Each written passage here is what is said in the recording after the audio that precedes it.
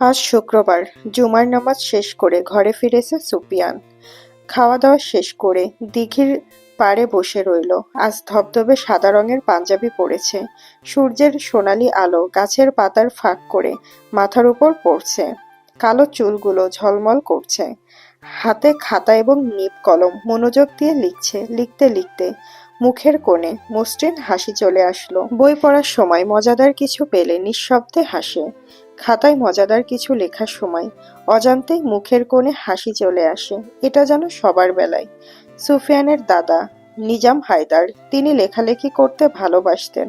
প্রতিদিন যা ঘটত লিখে রাখতেন। মনের ভেতর প্রশ্ন জমলে, প্রকাশ করতে না পারলে লিখে রাখতেন। তিনি ব্রিটিশদের প্রচুর ঘৃণা করত। তাদের কে না ঘৃণা করত, সবাই ঘৃণা করে। নিজাম হায়দার একদিন ব্রিটিশ বাহিনীদের বিরুদ্ধে একটা কবিতা লিখেছিলেন। British rule is stealing our land, the fields we sow, they take away. In indigo fields, they force and suffers, yet our voices rise, strong and kind. Your crown will crack, your walls will fall. In the kingdom of injustice, no time remains. Freedom will bloom like light at last. The call of victory will echo in every field, whether today or tomorrow. বাংলায় যার অর্থ, ব্রিটিশের শাসন, জমি ছিনিয়ে কৃষকের রক্তে শ্রমের দাম, নীল চাষে বাধা দমন তারা চালায়, সংস্কৃতি তিলে তিলে মুছে যেতে চায়। তোমাদের রাজা ভাঙবে, তোমাদের প্রাচীর পড়বে, অন্যায়ের রাজ্যে আর থাকবে না কাল, মুক্তির ফুল ফুটবে, আলো ছড়াবে, গ্রামের মাঠে বিজয়ের ডাক শুনবে সবাই, আজ হোক বা কাল। ব্রিটিশ বাহিনী থেকে দুজন লোক একদিন সিন্ধুতলি গ্রামে আসেন। নিজাম সেখানে উপস্থিত ছিলেন। রাগে আক্রোশে তার লেখা কবিতাটি ছুঁড়ে দিয়েছিল ওদের উপর। তার উদ্দেশ্যই ছিল ওদের দেওয়া। কবিতা পড়ে ওরা দুজন দুজনের মধ্যে চাওয়াচাওয়ি করে নিজাম হায়দারকে বন্দি করে, তাকে অত্যাচার করে। এক পর্যায়ে তিনি মারা যান। সুফিয়ানের বাবা ছিলেন সিলমন হায়দার। তখন তার বয়স ছিল আনুমানিক 16 কি 17 বছর। এভাবে দীর্ঘ সময় পার হয়ে যায়। জন্ম নিল সুফিয়ান। সুফিয়ান বড় হতে শুরু করলে তাকে তার দাদার আদর্শের গল্প শোনাতেন তিনি। হাসি খুশি ভরা জীবন ছিল তাদের। সুফিয়ানের বাবা মা দুনিয়া ছেড়ে চলে যাওয়ার পর সে নিতান্তই একা হয়ে যায়। সিন্ধুতলি গ্রাম ছেড়ে আলিমনগর চলে আসে। কৃষিকাজ শুরু করে, চিন্তা ও চেতনা মুক্ত জীবন গড়ে। লিখে পাতাটা শেষ করলো। ফারদিনার কথা মনে পড়ল। তার চঞ্চলতা চোখের সামনে ভাসছে। ঘন ঘন প্রশ্ন করে বিরক্ত করলে বিরক্ত সে মোটেই হয় না। গতকাল থেকে তার সাথে দেখা হয়নি। বিরক্ত করছে না, এটা ওটা প্রশ্ন করছে না। সুফিয়ান বিরক্ত হলো, প্রচন্ড বিরক্ত হলো। সিগারেট বের করলো, সিগারেট ধরিয়ে ফুঁকলো। ফারদিনা সূর্যের মতো আলোকময়। অন্ধকার ঘরে চেরাগের দরকার নেই যদি আঁধারের মাঝে তাকে দাঁড় করিয়ে দেওয়া হয়। সুফিয়ানের মাথায় দাদাজানের মতো কবিতা এসেছে। ব্রিটিশদের নিয়ে কবিতা না, প্রেমের কবিতা। হাতে খাতা আর নিব কলম তুলে নিল। সাদা পৃষ্ঠা বের করলো। কলমটি কালির দোয়াতে ডুবিয়ে লিখতে শুরু করলো। তোমার চোখে নীল নদীর ঢেউ, চেয়ে থাকি চুপ করে, কিছু না বলেই। চুলে তোমার রাতের ছায়া খেলে যায়, মনটা আমার হারিয়ে যায়, বোঝে না কেন তাই। ফারদিনা, তুমি যেন পূর্ণিমা রাতের গান, তোমার হাসি ছুঁয়ে যায় প্রাণের জানালা খান। তোমার কণ্ঠে মিশে থাকে মধুর বাতাস, তোমায় দেখলে থেমে যায় সময়ের নিঃশ্বাস। তুমি যদি রোদ হও, আমি তোমার ছায়া। তুমি যদি সাগর হও, আমি তার মায়া। তুমি যদি স্বপ্ন হও, আমি সেই ঘুম। তোমার নাম শুনলে কাঁপে আমার মন রুম। আজ হোক বা কাল, তোমাকে ভালোবাসতে চাই চিরকাল। ফারদিনা, তুমি আমার হৃদয়ের নাম। চাঁদও হিংসে করে তোমার আলোয়। তুমি আমার কবিতা, স্বপ্ন ভালোই। খাতা রেখে দিল, কলম কালির দোয়াতে রেখে দেয়। সিগারেট নিভে গেছে। সিগারেটের নেশা ছাড়তে হবে। সোলেমান উপস্থিত হয়। ফতুয়ায় ময়লা ভরপুর, লুঙ্গি একপাশ থেকে ওঠানো, চোখের নিচে কালো দাগ। সুফিয়ান চেয়ে জিজ্ঞেস করল, দিনে তোর কাজ নেই, এসেছিস কেন? আপনিই তো বললেন রাতে গ্রাম টহল দিতে, সন্দেহজনক কিছু ঘটলে যেন আপনাকে জানাই। কিছু জানতে পেরেছিস? সুফিয়ান এক পা তুলে ঘাটের উপর রাখলো, সিগারেট ধরিয়ে সেই পায়ের উপর ভর রাখলো। আমাদের গ্রামে আলিরহাট বাজারে গতকাল রাতে কিছু লোক উপস্থিত ছিল। ওদের আমার সুবিধার মনে হয় নাই। ওদের সাথে ভারী কিছু একটা ছিল। ওদের থেকে দূরে থাকাই আমি পরিষ্কার দেখি নাই। সুফিয়ান চুপচাপ রইল। সোলেমান সুফিয়ানকে কঠিন দৃষ্টিতে দেখে বলল, আপনি এভাবে বসবেন না। কেন? ব্রিটিশরা এমনে বসে। আপনি সত্যিই কৃষক তো? সুফিয়ান শব্দ করে হাসল, বসা থেকে উঠে দাঁড়ালো, হাসি থামালো, সোলেমানের কাঁধে হাত রেখে বলল, আমি মিথ্যা বলি না। আমি একজন কৃষক, এখনো জমিতে চাষ করি। আমি একজন রাখাল, কখনো দূর দূরান্তে গরু মোষ চড়াই, শখের বসে বাঁশি বাজাই। আপনি বাঁশি কখন বাজান? শিখলেন কিভাবে? কখনো তো শুনি নাই। সুফিয়ান দুহাত পেছনে নিয়ে সাহেবের মতো দাঁড়ালো, বলল, গরু মহিষ যখন চড়াতাম, একা একা নির্জন বসে বসে থাকতাম, বাঁশির সুর ধরতাম। সঙ্গী হলো বাঁশির সুর। সুফিয়ানের কণ্ঠে ব্যাকুলতা। সোলেমান প্রসঙ্গ পাল্টে বলল, গত পরশু রাতে আরো একটি জিনিস দেখেছি। সোলেমানের চোখে মুখে লাজুকতা। সুফিয়ান তার দিকে ঘুরে তাকালো, চোখের ভাষায় হুঙ্কার। সোলেমান মাথা নত করে ফেলল। সুফিয়ান চোখ সতেজ করে বলল, আমায় আর ফারদিনাকে দেখেছিস, তাই তো? লণ্ঠন হাতে তুই লুকিয়ে লুকিয়ে অনুসরণ করছিলি আমাদের। আমি বিষয়টি লক্ষ্য করেছি। আপনি এত কিছু কিভাবে লক্ষ্য করেন? আমার চোখ চারটে। কয়টা? জি, চারটে। আপনাকে আর ওই জমিদারের মেয়েকে সুন্দর মানাইছে বলে দাঁত বের করে হেসে উঠল। মানাইছে না, মানিয়েছে হবে। মাঝে মধ্যে গুলিয়ে ফেলিস, শুদ্ধ ভাষায় ব্যবহার করবি। কৃষকদের উচিত শুদ্ধ ভাষা ব্যবহার করা। অন্যের খাবারের ব্যবস্থা আমরা করি। আমাদের মূল্য বেশি কি না? বেশি। হালাল টাকায় বরকত বেশি। তোর বউ অসুস্থ ছিল, গুরুতর রোগ হয়েছিল, চুরির টাকা দিয়ে চিকিৎসা করিয়েছিলি, ভালো হয়নি। চুরি করা ছেড়ে দেওয়ার পর তোর বউ এখন সুস্থ। এটাই হচ্ছে হালাল আয়, বুঝেছিস? সোলেমানের হৃদয় ভেদ করল কথাগুলো। হালাল টাকায় বরকত আছে। কদিন হয় বিষয়টি বুঝতে পেরেছে। এতদিন চুরি করে মোটা অঙ্কের টাকা হাতিয়ে নিয়েছে। ঘরে ভালো ভালো খাবার এসেছে, কিন্তু হজম হয়নি, মানসিক শান্তি ছিল না। আজকাল সোলেমান সে শান্তিটুকু পাচ্ছে। বিনিময়ে সাথে বলল, আল্লাহ আপনার ভালো করুক। আমাদের চাইলে আপনি কঠিন শাস্তি দিতে পারতেন, কিন্তু তা না করে সঠিক পথে আনতে চাইছেন। নিশ্চয় আল্লাহ আপনার ভালো করবে। ওর চোখে জল আসলো, পাপড়ি ভেজেনি, মনি অবধি এসে আটকে গেল। সুফিয়ান বলল, কখনো যদি তোদের ছেড়ে চলে যাই, আমার উপদেশগুলো ভুলে যাস না, এতেই আমার ভালো হবে। ঘাট থেকে খাতা কলম নিয়ে ঘরের উদ্দেশ্যে হাঁটল সুফিয়ান। পাশে সোলেমান কৌতূহল নিয়ে বলল, আপনি সারাদিন কি লেখেন? আমার দাদা লিখতে পছন্দ করতেন। না বলা কথাগুলো উনি লিখে রাখতেন, সুন্দর মুহূর্তগুলো লিখে রাখতেন, এমনকি কারুর ওপর অভিমান রাগ হলেও লিখতেন। আমি দেখিনি, শুনেছি। আমিও তার মতো সবকিছু লিখে রাখি। ঘরের সামনে সুফিয়ানের অশ্ব হেঁসাধ্বনি তুলল। সুফিয়ান কাছে এগোয়, হাত বুলিয়ে দিল গায়ে। অশ্বটির গায়ের রং লালচে বাদামি।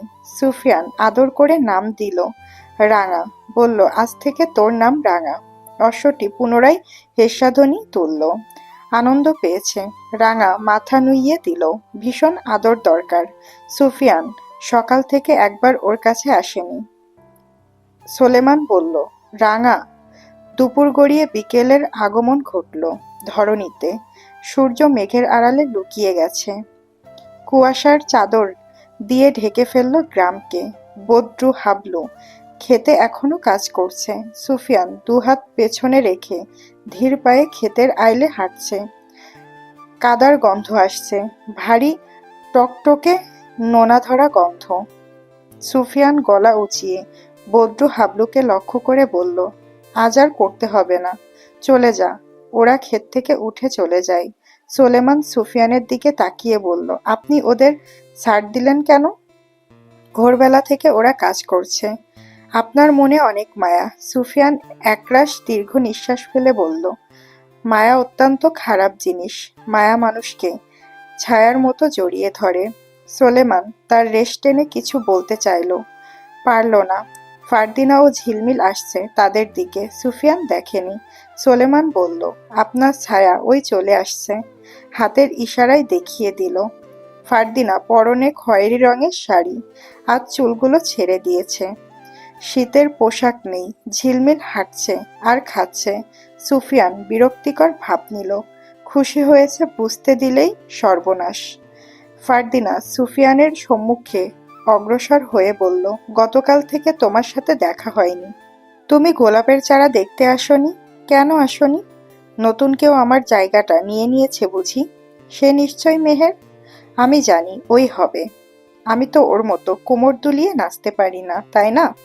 সুফিয়ান ঠোঁট উল্টিয়ে সশব্দে হেসে ফেলল। ফারদিনা তার হাসিতে হাঁ হয়ে রইল। হাসির মাঝেও খুঁত থাকে। হয় আসলে নাক ছড়িয়ে যায়, মুখ বিশাল বড় হয়ে যায়, নয়তো হাসির শব্দ শুনতে ভালো লাগে না। তার হাসি নিখুঁত। মুগ্ধতার সাথে দেখল। সুফিয়ান থেমে গেল।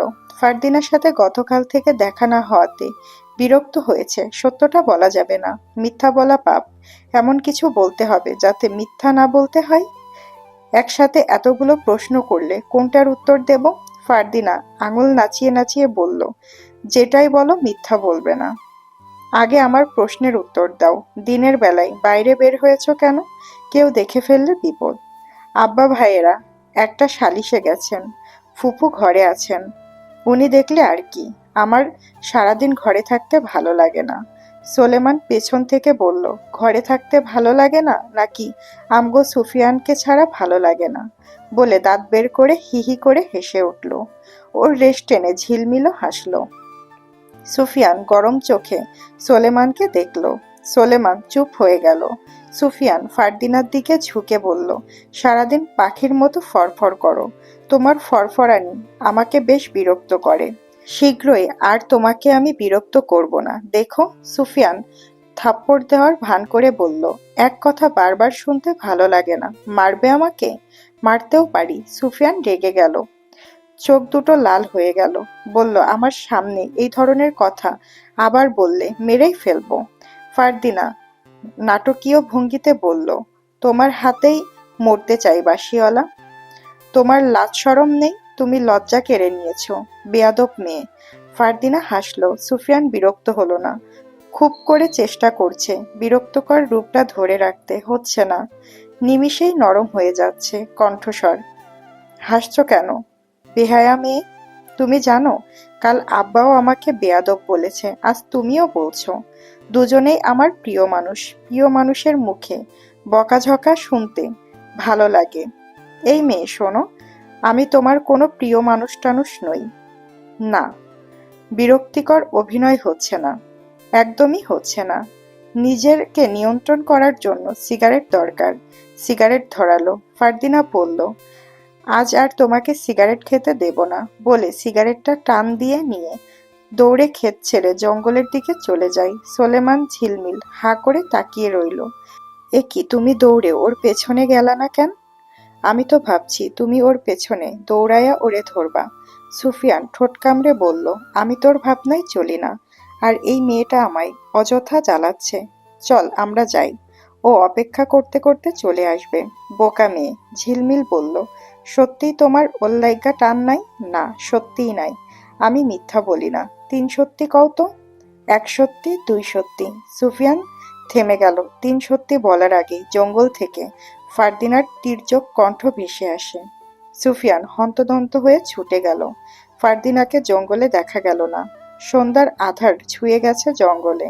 সুফিয়ান চেঁচিয়ে চেঁচিয়ে ডাকলো, ফারদিনা। অস্থির চোখে এদিক ওদিক তাকালো। ফারদিনা একটা গাছের আড়ালে বসে আছে। সুফিয়ানের সিগারেটটা দেখছে। সুফিয়ান ক্ষেপে গেল। রাগে মাথার চুলগুলো খাড়া হয়ে গেল। ফারদিনার কাছে হাঁটু আধভাঁজ করে বসে বলল, তুমি চরম বেয়াদব মেয়ে। শুধরাবে না, তাই তো? দিন দিন জ্বালাচ্ছ না? একদিন আমিই তোমার ফরফরানি একেবারে বন্ধ করে দেব। সুফিয়ানের কথা গায়ে লাগলো না। সে হাসলো, তবে নিঃশব্দে। সুফিয়ান রাগ ধরে রাখতে পারল না, বলল, আমার মা মৃত্যুর আগে একটা কথা বলেছিল, চঞ্চল মেয়েদের কপালে সৃষ্টিকর্তা ধৈর্যশীল পুরুষ দেন। আমার মা চঞ্চল ছিলেন, কিন্তু আমার মনে হচ্ছে তুমি রাগের জন্যই আমাকে মেরে ফেলবে। ধুর বোকা মেয়ে। মেয়েরা হচ্ছে ফুলের মতো, তাদের আস্তে ধীরে ধরতে হয়, তাদের সাথে কোমল আচরণ করতে হয়। বুঝেছ? বুঝেছি। আমাকে এখনই যেতে হবে। আমি যাই। আজ রাতে আর তোমার সাথে কথা হবে না, বলে ফারদিনা ছুটে চলে গেল। সুফিয়ান পেছন থেকে বলল, রাতে অপেক্ষা করব। সোলেমান ও সুফিয়ান তালুকদার বাড়ির পূব দিকের রাস্তায় হাঁটছে। পূব দিকের রাস্তা থেকে ফারদিনার দোতলার ঘরটা দেখা যায়। প্রতিদিন আলো জ্বলে, লণ্ঠন মোমবাতির আলোয় সোনালি রংটা দেখা যেত। আজ দেখা যাচ্ছে না, ঘরটা অন্ধকার। সুফিয়ানের মনটা বিষিয়ে উঠল। উদাসীন লাগছে নিজেকে। সন্ধ্যায় ফারদিনা ছুটে গিয়েছে। গতকাল রাতে তাকে বিরক্ত করেনি, আজ রাতেও আসেনি। হঠাৎ তার কি হলো? হাঁটতে হাঁটতে সুফিয়ান সিগারেট টানছে। সোলেমান সুফিয়ানের ভাবমূর্তি দেখে বুঝতে পারল আজ ফারদিনা আসেনি। ঘর অন্ধকার, তার মন খারাপ। সুফিয়ানের ভাবনা ভাঙানোর জন্য ভিন্ন প্রসঙ্গ তুলল। মজিদ মিয়ার খবর পেয়েছেন? ও নাকি মরা মেয়েকে আবার মারছে। অদ্ভুত লোক। সুফিয়ান নতস্বরে বলল, আত পাগল। বাদ দে তার কথা। সুফিয়ানের কণ্ঠ ক্লান্ত। সোলেমান প্রসঙ্গ পাল্টালো, গলায় কাশি দিয়ে বলল, আজ তালুকদার সাহেবের মেয়ে আইলো না কেন? আমিও ভাবতেছি। আপনার মন উতালা। ভালোবাসেন তারে? সুফিয়ান আকাশের দিকে তাকিয়ে মোহময় কণ্ঠে বলল, আমার অন্ধকার জীবনে ফারদিনা আলো নিয়ে এসেছিল। ভালোবাসা আমাকে বন্দি করেছে, আর সেই বন্দিশালার চাবি ফারদিনার কাছে।